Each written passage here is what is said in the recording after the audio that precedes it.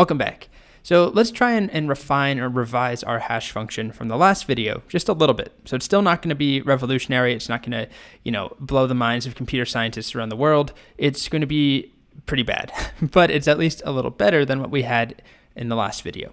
So we're going to focus on improving its performance a little bit so that it runs closer to constant time. And then also we're going to try and increase the randomness, the distribution of things throughout our buckets in our hash table. So here's the code. This was the original one that we had.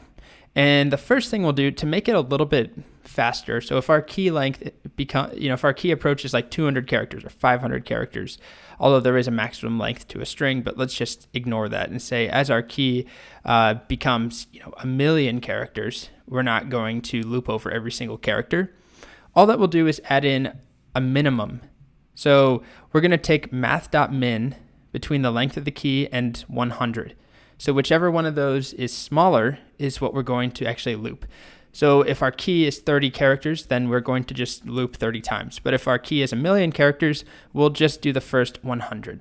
So this is not a perfect solution, but this will work for us for now just as a slight improvement. And it's really, honestly, the reason I even put this here, because we're not going to work with any characters or any strings that are greater than 100 characters anyway.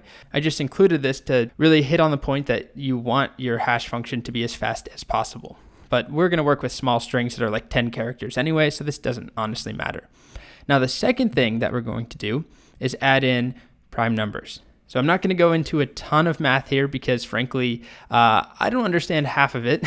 There's a lot of, I actually asked one of my friends, this is a math PhD, and I talked to him about this, and he wasn't totally clear on exactly how it works either, but hash functions almost always take advantage of prime numbers. And there's a couple reasons, but it comes down to reducing collisions, meaning that we don't want data to be stored in the same buckets if we can avoid it. We want to make sure that we are spreading data out as much as possible so that it's faster to retrieve. So anyway, I'm not going to go into a ton of detail or really any detail because it's complicated, but just know that prime numbers, when you use them, especially at the end, if the length of your table itself, the array that you're storing data in, is a prime number, like 31 items long or 13 items long, generally the larger the better, the less likely it is for you to have collisions. And just to illustrate this point, did a little research. There's this question on Quora that has a really good answer. There's a lot of really bad answers to this question on Stack Overflow. People don't really explain it.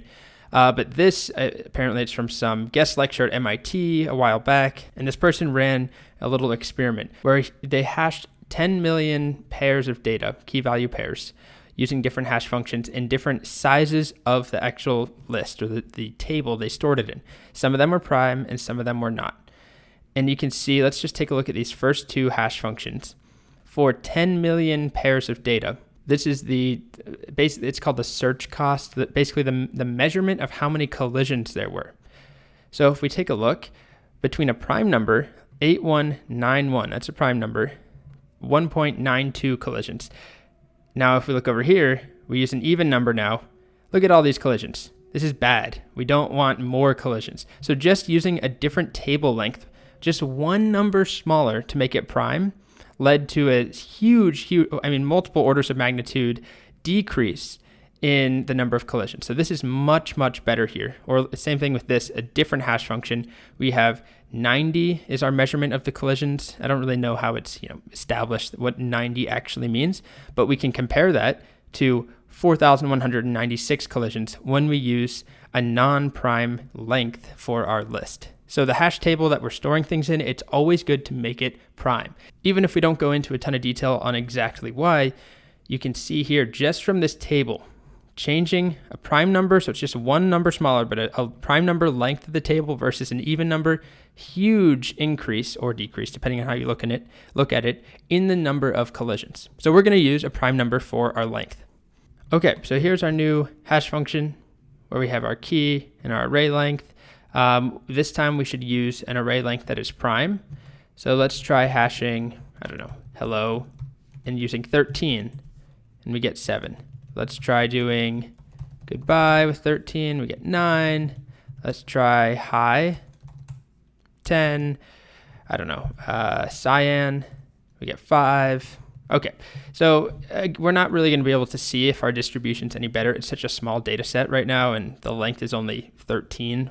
You want to use a larger prime number ideally, but we're also only storing trivial pieces of data because this is just a learning exercise, so it doesn't honestly matter.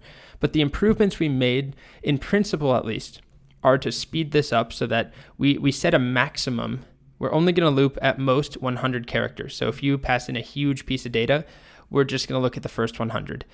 And if at that point, if we have two strings or two pieces of data that are identical for the first 100 characters, that's okay. They'll collide. We'll store them in the same place. If you know that all of your data follows that pattern, like you're storing 1,000 character strings and the first 100 is always the same, and it was the last couple that were different, well, then we'd probably tweak our algorithm to start at the end of the string, for example, or we'd do something. But just for this sort of all-purpose example, we're going to cut it off at 100 characters, really just to show you that you should consider that, even if it's not practical for us. Then also, we're adding in a prime number, and we want our array length to be a prime number as well, just to decrease the number of collisions, to make our data more distributed, more random, even though random's not really the correct term because prime numbers aren't actually truly random in their distribution. Not my wheelhouse at all. But anyway, whether this is a great hash function or not, and it's definitely not, it still works well enough for us to implement a basic hash table. So that's what we're going to work towards next. What we have to talk about first is how we handle collisions, because we will, let's see if I can reproduce one. Let's try doing what does pink give us? Poink. Okay, that gives us 5 as well. So what happens when cyan and pink have the same index? What do? Do we store them both there? Do we make the list longer?